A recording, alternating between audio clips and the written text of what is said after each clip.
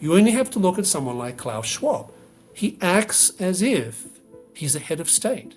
He expects to be treated as if he's a head of state. And of course he's not, but that's clearly the type of aspiration that underlies many of these supranational organizations. And all supranational organizations need some sort of cause to keep them in business, to lend them intellectual and philosophical legitimacy. In the case of the World Economic Forum, it's stakeholder capitalism and ESG. When big corporations like Bud Light or Target go blatantly woke to the detriment of their shareholders and their profits, you might be asking yourselves, what exactly are they doing and why? This is where ESG comes in. Environment, social, and governance, which are three pillars of a pervasive corporate social credit score that companies are either pressured or incentivized to abide by. On this episode of Liberty Curious, I invited Samuel Gregg, Distinguished Fellow of Political Economy at AIER, to discuss the origins of ESG, how it's being applied, and its ties to the UN SDGs and the World Economic Forum. We also explore its role in reflecting, promoting, and shaping woke ideology.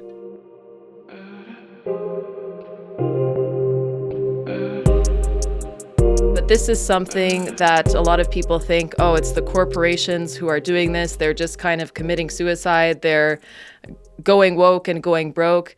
But there are actually forces behind the corporations which are pushing them to do these kinds of things. And there are incentives there for the corporate structure, correct?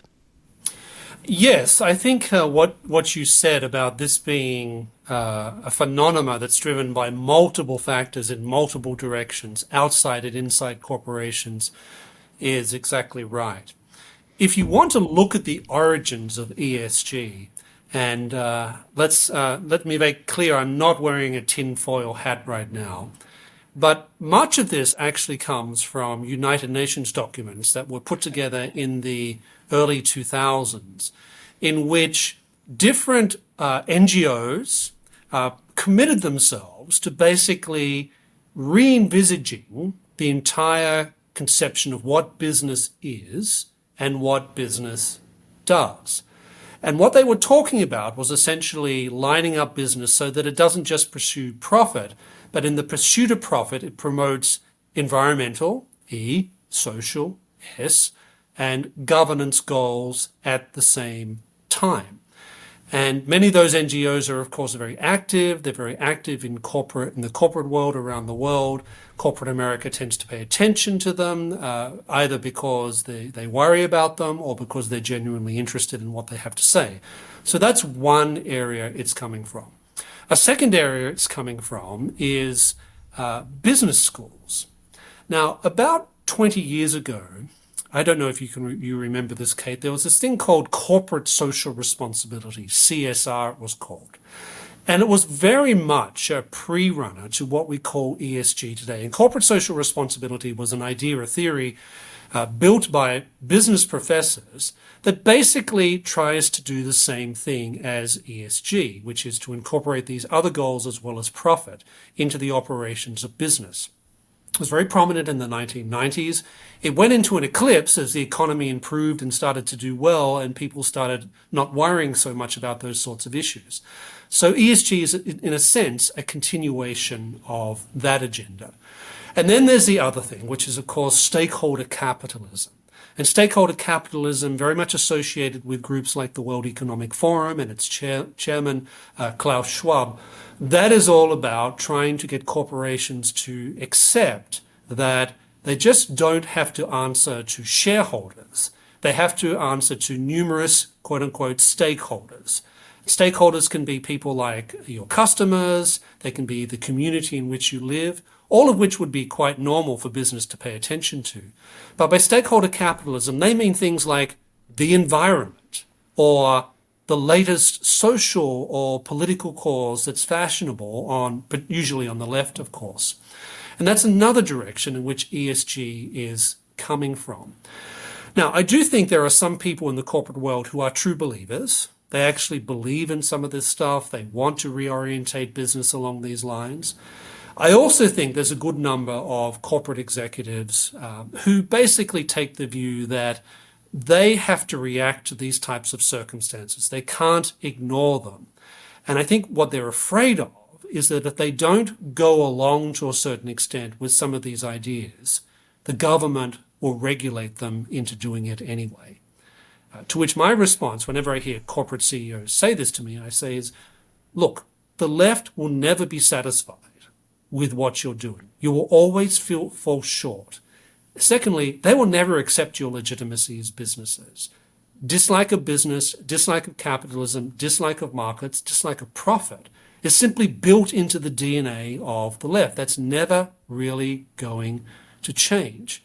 So if you go along, I guarantee they'll never be satisfied, and they will point to what they regard as your failed efforts as justifying the need for regulation, to basically regulate you so that they force you to engage in some of these activities. So that's where I think ESG is coming from. It's coming from multiple directions. It's from inside corporate America, from outside corporate America, from organizations like the World Economic Forum, from business schools like the United Nations, as well as all those who have signed up to the Stakeholder Capitalism agenda. So that makes it a very difficult topic to discuss in a coherent way because it's very messy, to be frank. But also it's a real threat to business because they're basically trying to change the very nature of what business does. And I think anyone who's in the world of markets should be concerned about that. So how did it become so ascendant in the last couple of years? Like we've seen, you said this has been going on since at least the early 2000s in different forms and kind of becoming what it is today. But how did we get here where it's so in your face and we can see that these companies are literally putting their profits way in the back burner, in fact, maybe even just kind of sabotaging themselves in order to make sure that they have a good ESG score? I think it's come to prominence for a couple of reasons. One is, of course, we went through, particularly the United States, but the world in general, went through a very difficult time in 2020, and a lot of corporate America was trying to react to the very fast social and cultural changes associated with things like Black Lives Matter, for example, by trying to show that they were concerned about environmental issues, social issues, and what you might call internal governance issues. So to a certain extent, it was a reaction to the type of circumstances they saw around them. Secondly, political leaders, particularly on the left, have understood very quickly that this was an opportunity for them to try and force business into positions and taking views on particular subjects that business really has no interest in per se, that it's not particularly concerned with. But the left wanted business to be involved in thinking about and actively promoting many of these things. And 2020 was an opportunity for them to expand that whole agenda within corporate America.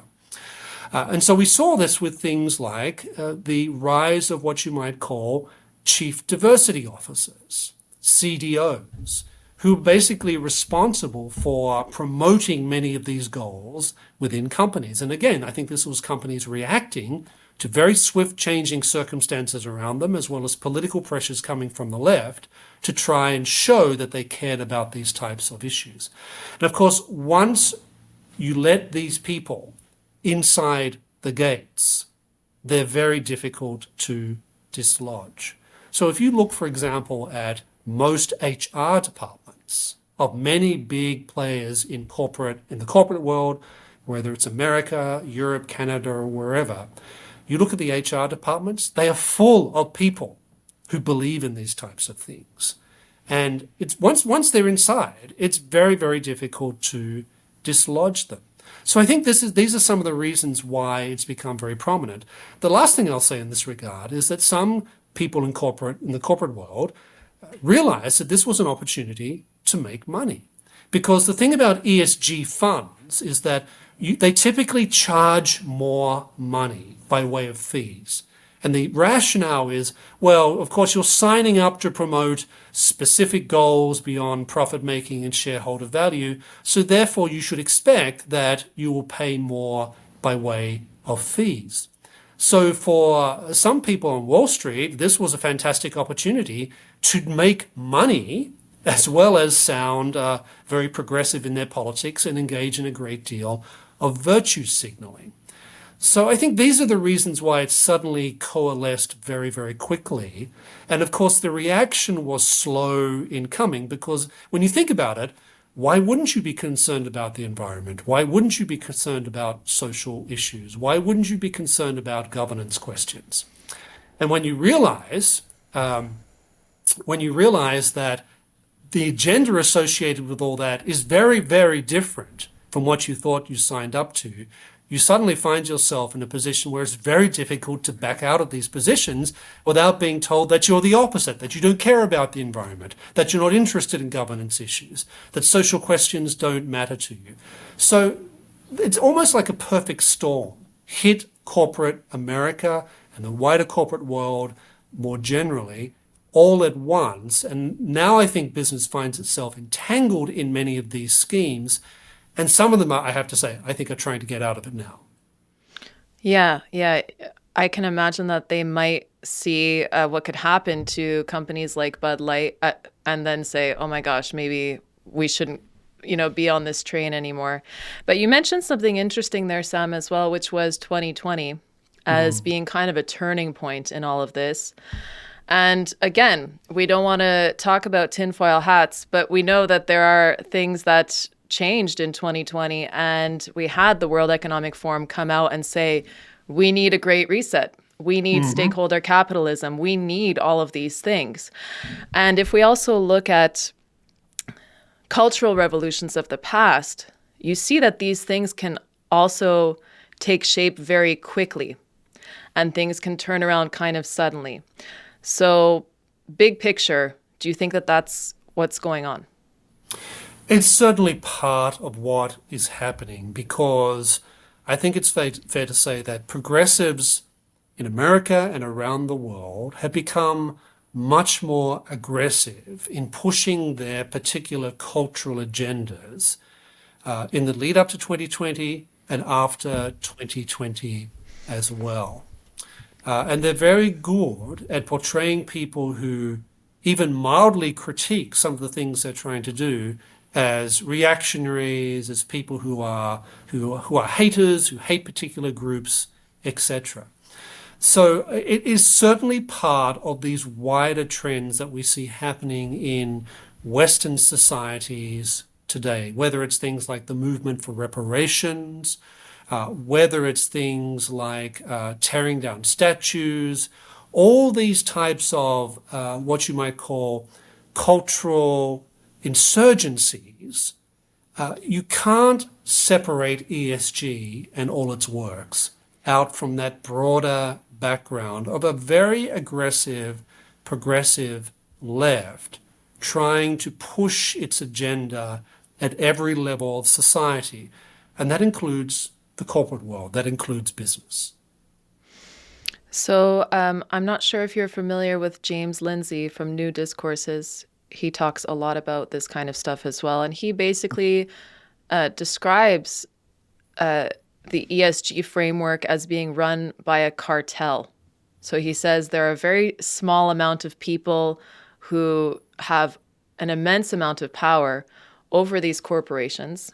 And I find that really interesting because it's, Hayek talks about that as well, about having this kind of centrally planned economy, because corporations obviously are a massive part of the economy. So do you think that this is in a way a kind of central planning operation that is run by a cartel, or would you consider it another way?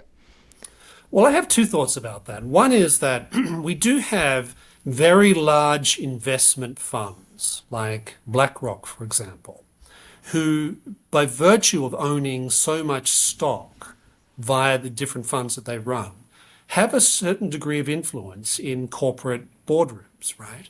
So if they sign on to things like ESG, which BlackRock, at least until relatively recently, certainly did, then they can certainly say to different corporations, look, we are a 30% shareholder in your firm.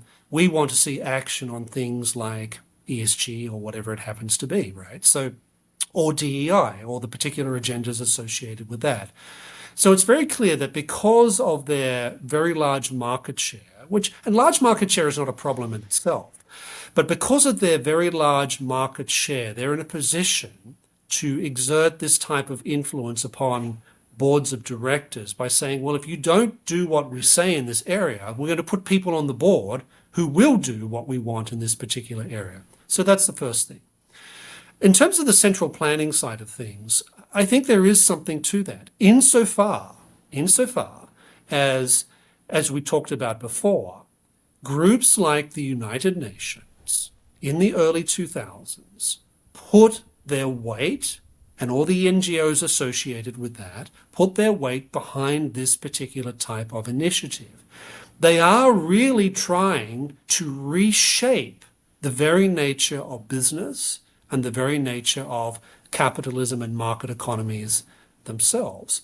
And to the extent that this is coming from international organizations, transnational organizations like the United Nations, then I think it's fair to say that there is an element of central planning about this. It's not like a command economy of a Stalinist type. That's not what we're talking about.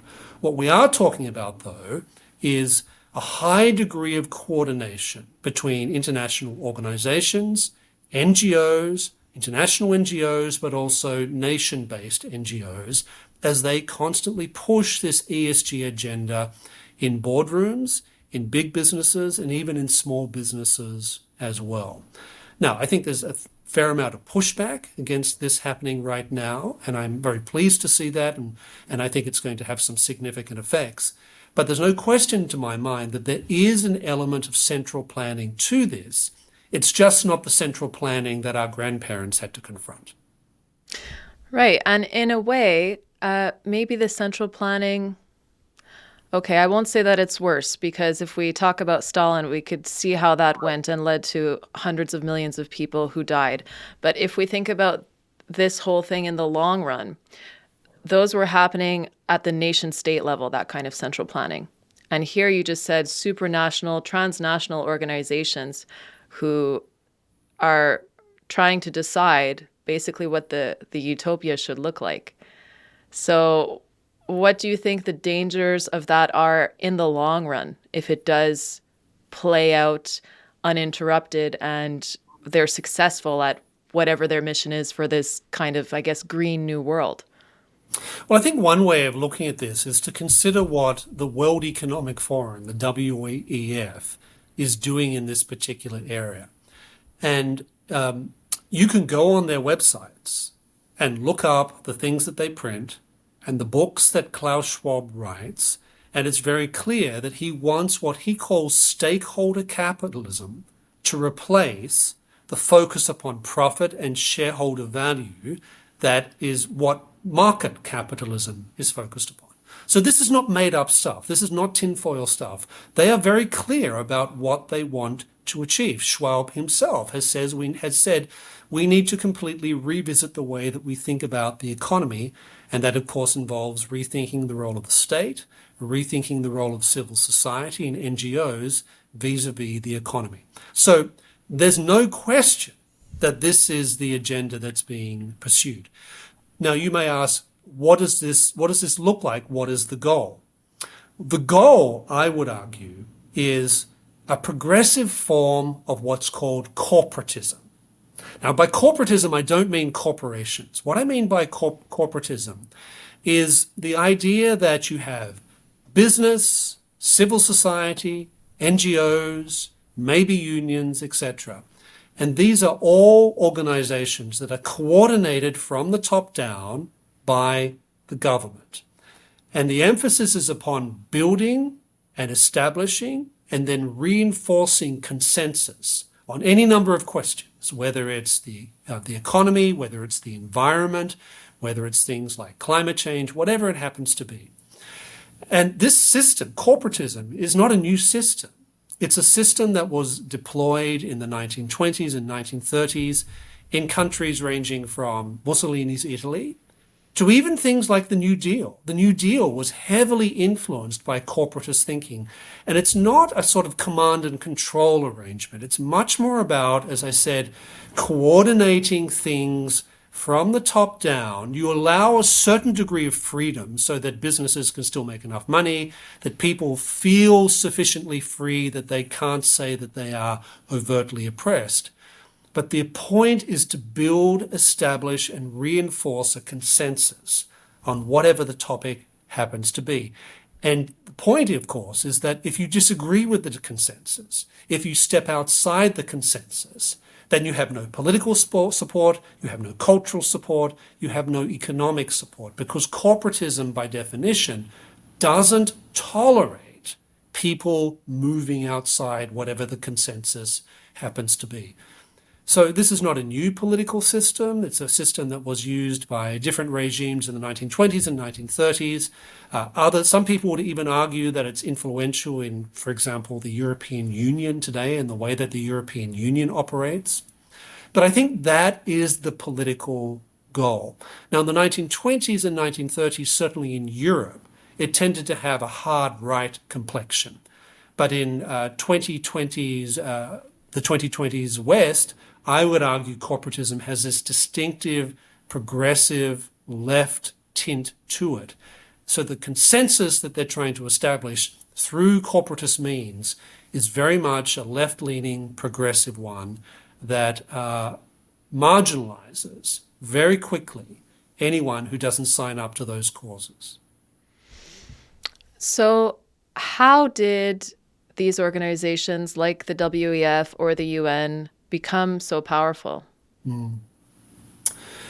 Well, in the case of the World Economic Forum, it essentially started as a type of place where business leaders, politicians, civil society people, NGOs would meet to discuss the state of the world. Now, these sorts of things go on all the time. There's lots of talking shops for heads of government, heads of big businesses, leaders of large NGOs, etc. These happen all the time.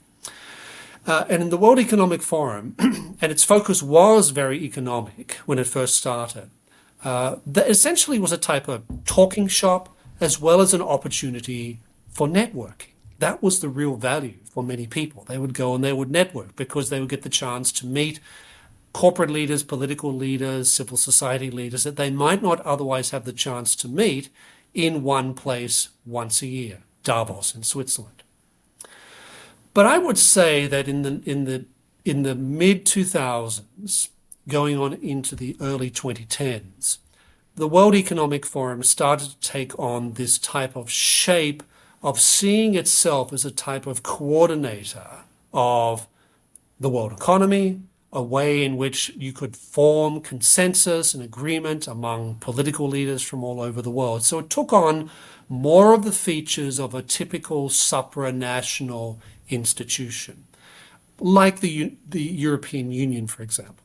Now, the World Economic Forum has no coercive powers. It can't make you do anything. It doesn't have borders. It's not a sovereign state. It doesn't have a legal system to which we're all subject. But it certainly behaves as if it's a type of supranational entity that nation states and other expressions of sovereignty are in some way bound to pay heed to.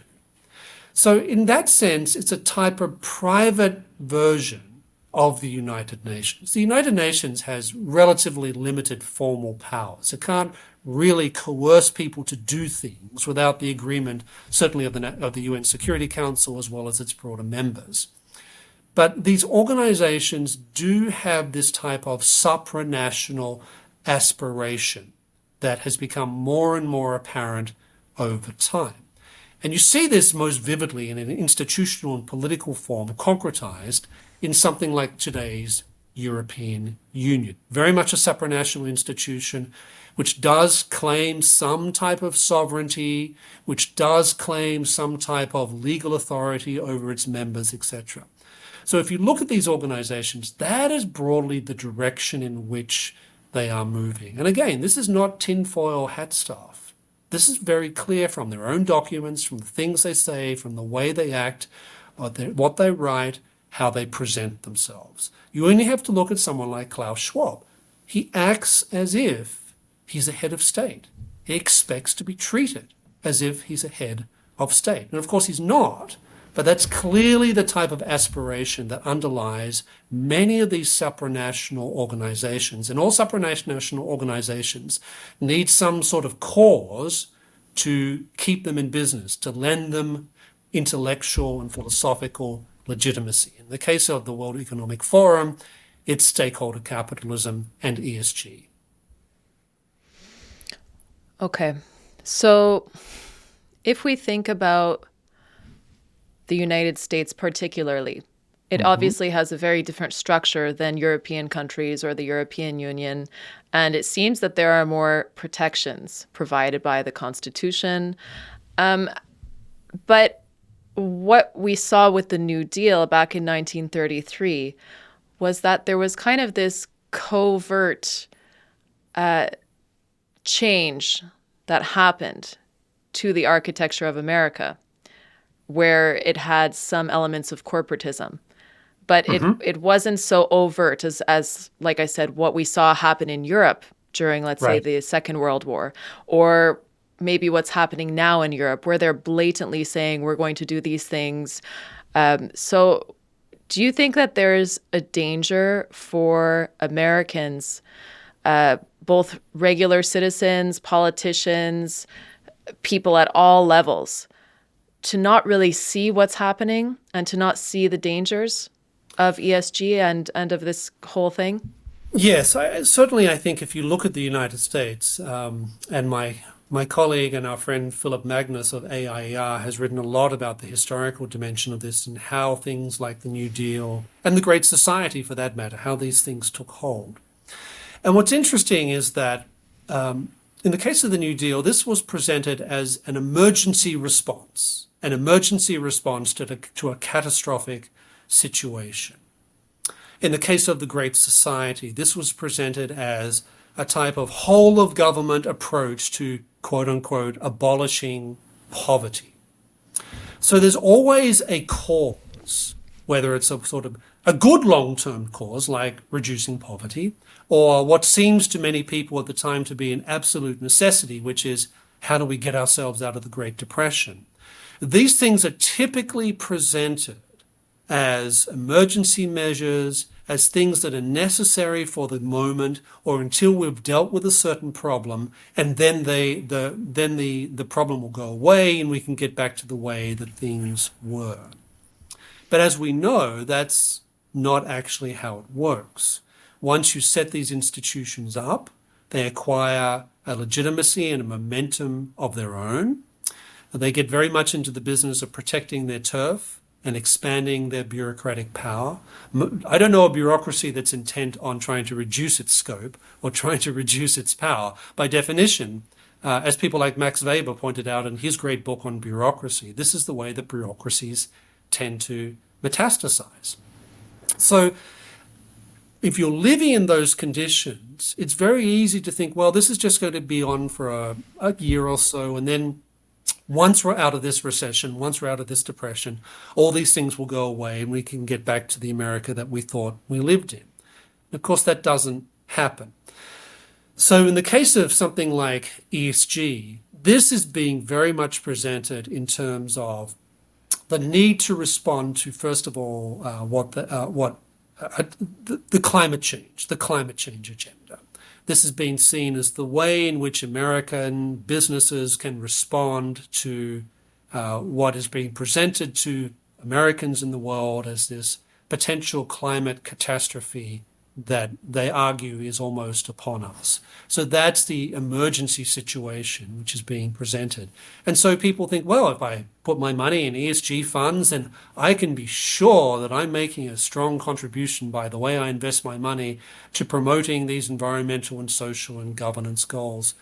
And then at some point in the future, we'll either get back to normal or we'll just understand that business has changed, the nature of business has changed, and business now operates according to different norms and principles, and isn't that a good thing?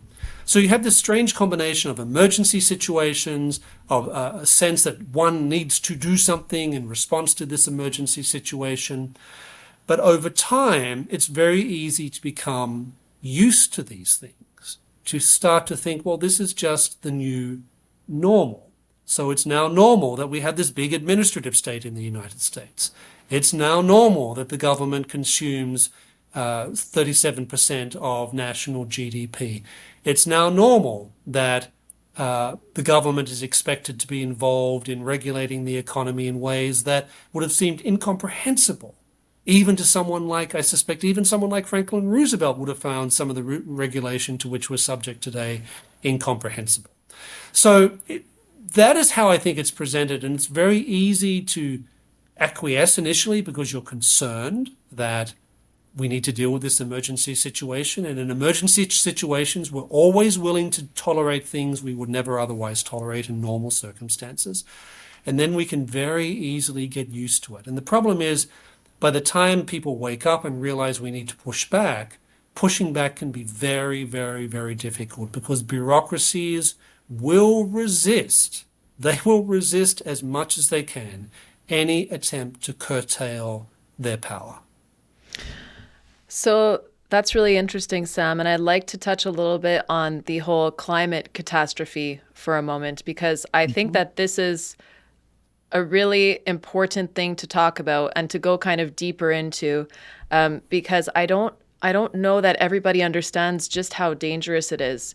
So one thing is that it's a really long-term emergency, right? It can go on for decades. It can go on for the next 50 years, for 100 years, for whatever arbitrary moving target is decided. And the other thing about that is that it has a very Malthusian flavor, right? So the idea is this is anthropogenic climate change. It's man-made. We are the problem. We consume too much. We're too concerned with profits. It ties into the whole kind of ethos of ESG in a way, I think, perfectly. Would you like to talk a little bit about that? Sure, because if you look at some of the proposals, policy proposals being put forward by climate change activists, it's no coincidence that, first of all, it tends to get wrapped up in anti-capitalist sentiment because capitalism is seen as using things like fossil fuels, of factories, of creating smog, pollution, etc., etc. And so ESG is seen as a way of trying to deal with that. Now, one could, of course, point out that the worst polluters in the world were the communist regimes of the 1930s, 40s, and 50s and 60s. They are the worst polluters in the world. And that's precisely because they had centralized planning, trying to drive the economy forward from a centralized standpoint. So that's one part of the issue. The other part of the issue is that it plays into, something you mentioned before, which is this Malthusian sentiment that never seems to quite go away. Now, in the 1960s and 1970s, this was very much a part of the population bomb rhetoric that was used by people like Paul Ehrlich at the time. People who were saying, well, there's going to be so many people on the planet, we're going to consume all the world's resources and we'll basically be eating each other within a certain period of time. And so that resulted in all sorts of terrible things that were all about trying to control and reduce the size of populations. I mean, China's one-child policy is a classic example, right? But now China has a huge demographic problem because it doesn't have enough people. It is basically in a situation where it has a very old population and a very small young population. And that's a disaster. Economically speaking, that's a disaster for healthcare systems. That's a disaster for social security systems. But what the old Malthusians of the 1970s and 1980s have in common with many of the climate change activists today is this conviction that people are the problem, particularly just the sheer number of people. And so that's why you find some of the people who are involved in ESG and other causes saying things like, we need to get back to having only a certain number of people on the planet. We can only have 1 billion people on the planet and that's it. They literally say things like this because that's the only way that we can save the planet from the deprecations of human beings and the fact that human beings exist in the first place. And it's no coincidence that a lot of ESG funds buy into this type of rhetoric, that they buy into this type of catastrophic rhetoric, because that's very attractive for a lot of people who buy into these types of ideas. And there's plenty of ESG funds who are more than willing to take their money and invest it in ESG funds which, when you look very carefully at the detail, differ only marginally from non-ESG funds. But guess what? The corporations get to charge people higher fees. So they have a very strong incentive for encouraging people to go down this path. And so also, what about the whole carbon markets and the whole green economy? Like, what does that actually look like? Who's profiting from that, and how are they profiting from that? Well, I think it's fair to say that a good number of, let's call it green companies, green industry companies, most of them, in my estimation, are not really able to make much by way of profit outside getting some type of subsidy or some favorable industrial policy from the government. And that's really attractive to governments who want to prove their environmental credentials, because they can say things like, look, we're very active in promoting environmentally friendly industries or green capitalism, or whatever you want to call it, the new Green Deal. That's very attractive to politicians who want to be able to show people that they're quote unquote doing something. But it becomes a new form of cronyism, because there's no shortage of business leaders who will look out and say, you know, if I can sell these legislators on this idea that I'm creating a company that's green friendly, that's promoting a green economy, I'm probably likely to get some subsidies or tax breaks in response for doing that. So I'm not saying that's the whole of the environmental industry. I'm not saying that's the whole of what you might call the new green economy. But there's a fair amount of that type of thinking and logic that goes into it. And if you're a clever entrepreneur and you think, if you're interested in trying to get subsidies or benefits from the government, then what better way than to present yourself as the most environmentally friendly and green economy amenable company that you could possibly be, because you are surely going to get some favors from some legislators that wouldn't be accorded to companies that don't go down that path.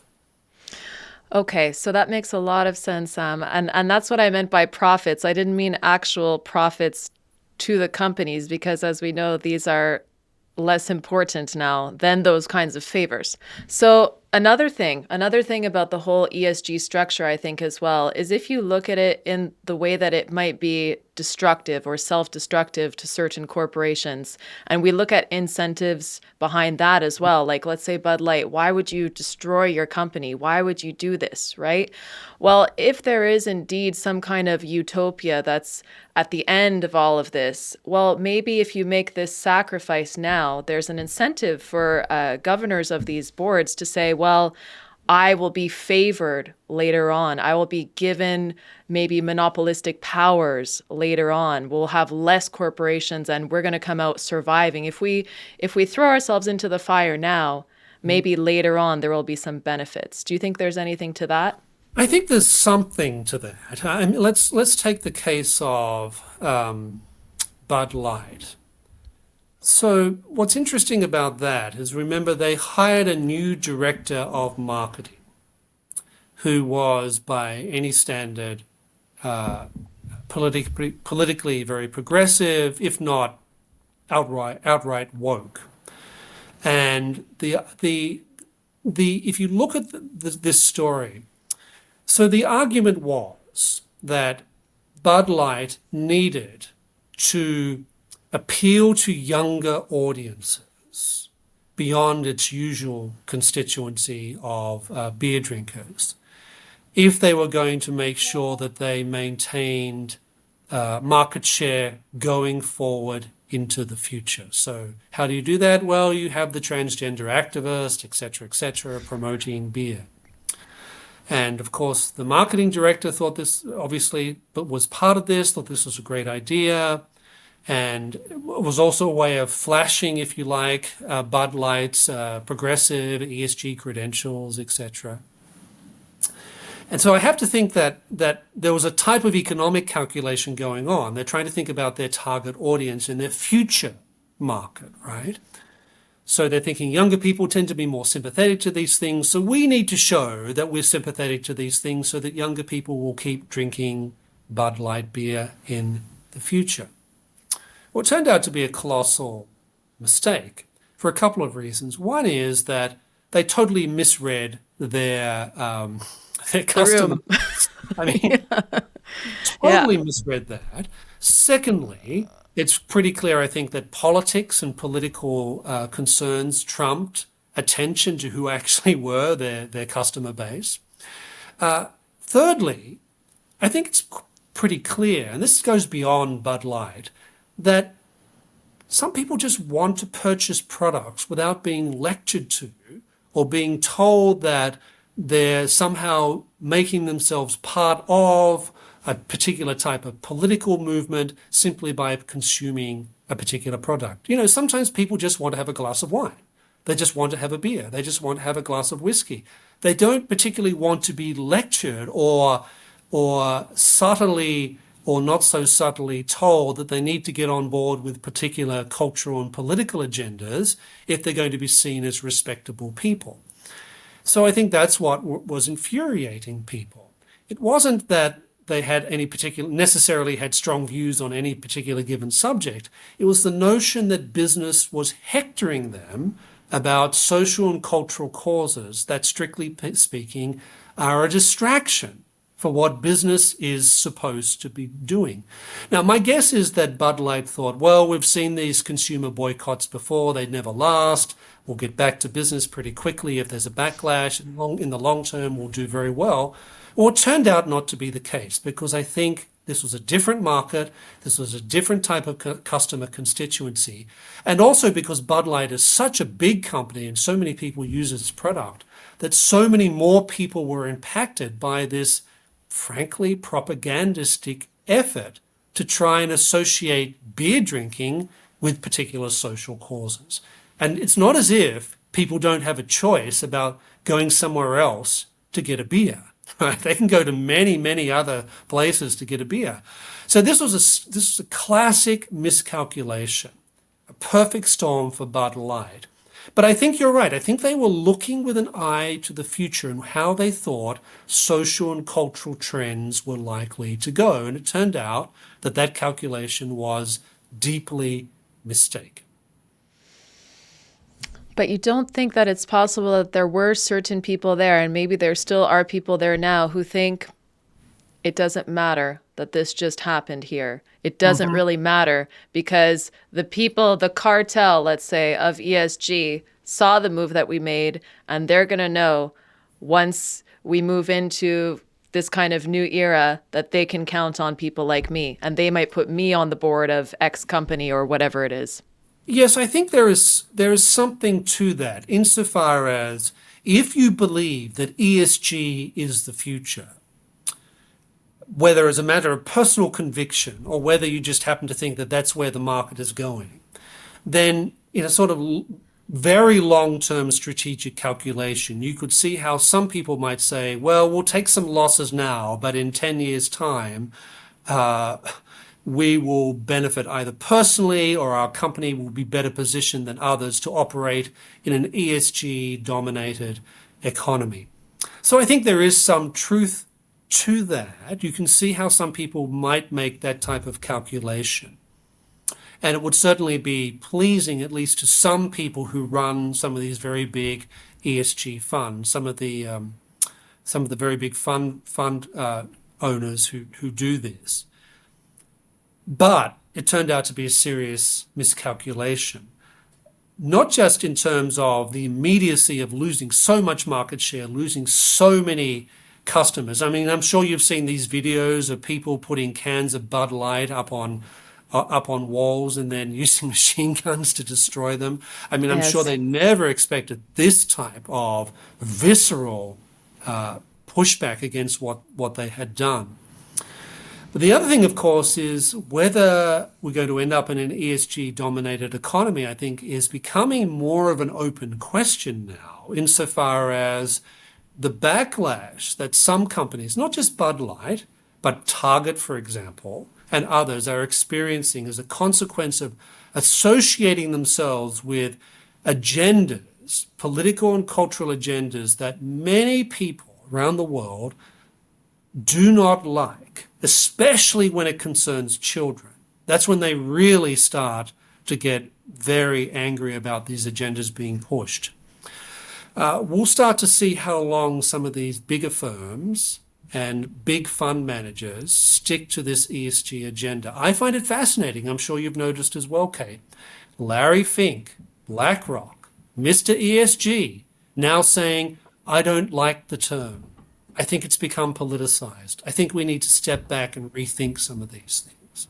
Or when Vanguard withdraws from this big consortium of firms that said that they weren't going to do certain things anymore, mainly related to fossil fuels, and Vanguard realizing, are we crazy? Fossil fuels are a huge industry.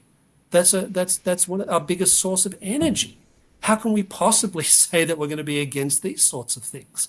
So there is a certain degree of backlash that is already occurring.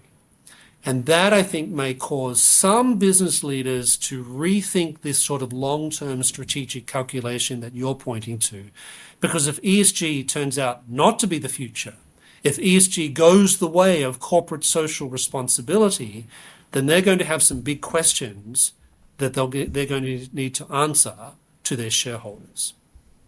I think it makes sense, Sam, because if you see when people start to see the reality play out, like they watch these things in action. I mean, if you think about the Paris Accord, for example, this Yes. used to be a virtue signal.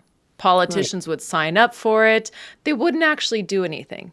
They wouldn't actually really change any behavior, maybe a little touch here or there. But now, as we can see that corporations are being obligated to do things, or that governments are being obligated to do certain things, we can actually see the results of these things and realizing, oh my goodness, what we're doing here is we're destroying our economies, we're destroying our prosperity. We might be turning the lights out in the case of energy. You know, we're moving back to a Literally place turning the of lights out. subsistence. That's right. So there have got to be some people, if not virtuous, at least sane, who can see what these kinds of things are leading to in real life. Yes, and it's interesting, for example, that China has basically said that they're not going to abide by any of the things that they agreed to when it came to the Paris Accords. Or when you look at countries like India, who are just going ahead, they're developing countries. Of course, they're going to do the sorts of things that outrage environmental activists because they need to economically develop if they're going to be having societies which are even mildly prosperous. Or if you look at what's happening in different parts of the United States, Canada, Australia, Western European countries, where you're having electricity blackouts because they don't have enough electricity to be able to meet people's needs. Or even when people start to look at things like the cost of air travel. I mean, I'm not sure when you last took an international flight, Kate, but the last time I did, I looked at the price very carefully, and you see that a big chunk of it is for basically Carbon offsets. Exactly. Yeah. Exactly. And after a while, okay, well, that means less people traveling to Europe or traveling to Asia or whatever it happens to be. That's not good for commerce. That's not good for tourism. That's not good for business. So in a way, we're seeing in effect that the economy, whether one likes it or not, is responding by sending price signals about the actual cost of these things.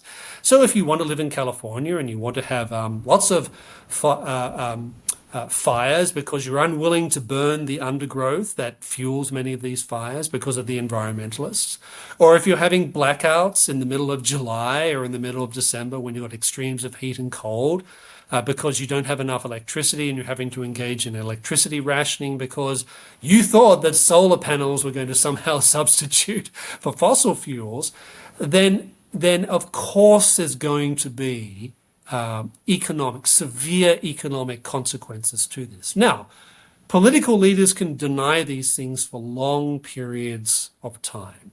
And there's plenty of people in the media, in the popular culture, who will back them up on all these sorts of things.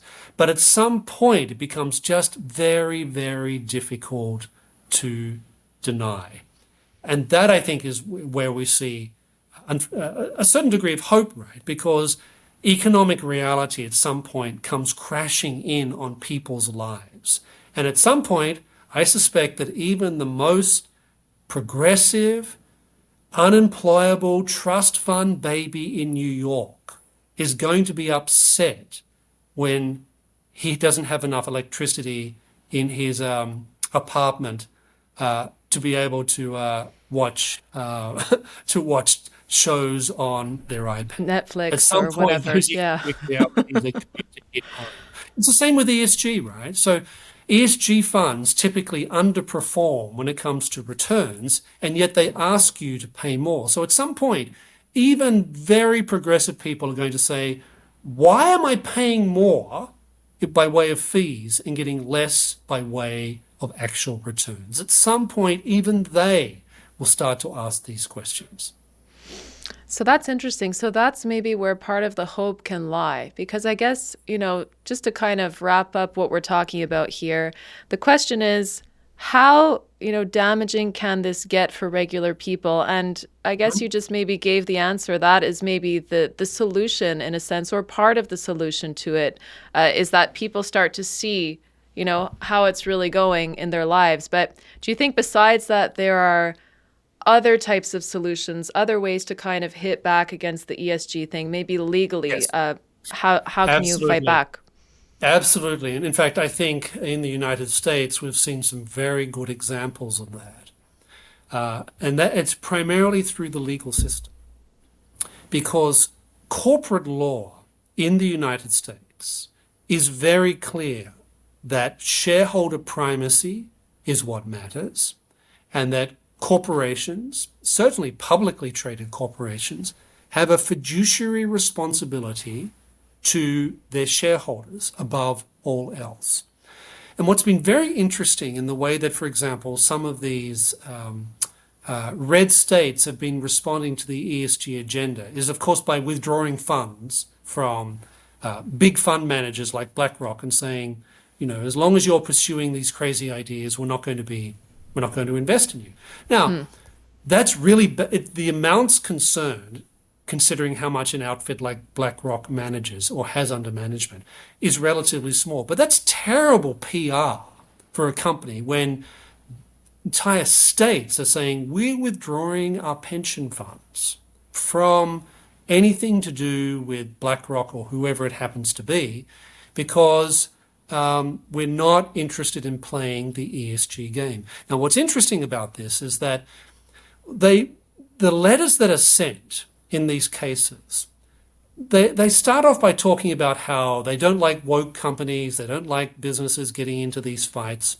But when you look at the actual legal reason that is cited as their basis for pulling funds from these big fund managers, the case is always that to the extent that you invest in ESG, you cannot be prioritizing shareholder value. So the more you invest in ESG, it's inevitable. In fact, it's part of the deal that shareholder value just becomes one of many other concerns that the business is trying to pursue. And that is the legal grounds on which they're pulling their funds. And that's because that's the status of American corporate law. Now, in America, I think there's actually lots of opportunities for doing this, for private individuals, for companies, for state governments, pension funds, to express their concern and their unhappiness in this way by using the legal system and even bringing suit in many cases against companies saying, the law says you are responsible for delivering shareholder value. To the extent you get into ESG, you're clearly departing from that, and I am going to sue you for not fulfilling your part of the bargain. There are cases going on about that now, and there are plenty of fund managers around the United States who are very worried about this because it means that they are now facing significant legal challenges, which costs them money. So in America, I think there's a lot of hope for pushing back against this stuff, politically and legally. I'm less optimistic about Europe because in Europe, for example, in Germany, it's actually part of the law now that anyone who's managing funds must invest a certain percentage in things like ESG funds. So they're already being mandated there. Now, that would be much harder to do in the United States, so I think America has a decisive advantage there. But when it comes to, if you think about global economic competition, the more the Europeans enter into the ESG world, I think the less competitive they're going to become. And that's another thing that's going on. Economic incentives, economic signals tell us something about ESG's effects upon the economy, and the effects are not good, and that affects 330 million Americans. Wow, it's just incredible. That's really good news for America, but as you said, I could see in Europe that they're just, declining. And I just had this thought, Sam. Do you think that this is more of a philosophical question, but Europe has been around for much longer than the United States, and we saw them pull themselves almost to the end of destruction in the 20th century. Twice. And they say things come in threes. And I just wonder if this is kind of a continuation of that same kind of suicide that Europe has been committing now for a century. You're not the first person to ask me this question in the context of ESG. Because if you think about ESG, it reflects many of the things that Western Europeans in particular angst about. The environment, social questions. They angst about these things in a way that Americans find, I think, for the most part, odd. But it also means, if you buy into ESG, it also means that you're accepting a certain degree of declining economic performance. You're willingly giving up profit-making, delivering shareholder value, maximization of capital investment, etc., in order to pursue particular political and social goals. Now, they've done this to a certain extent with their welfare states, right? Because these are now unsustainable. Every time they try and reform them, there's riots in the streets, etc. It's all part of a broad narrative, I think, of, at least in Western Europe, of self-inflicted decline, which in turn usually reflects a crisis of inner belief. So I think ESG, to a certain extent, can be seen as part of that broader European drift towards managed decline. Something that I think America and Americans are much more resilient in the face of. Okay, so all of that being said, do you have hope for America when it comes to all of this ESG nonsense? Yes, I do, because there's already significant backlash against it.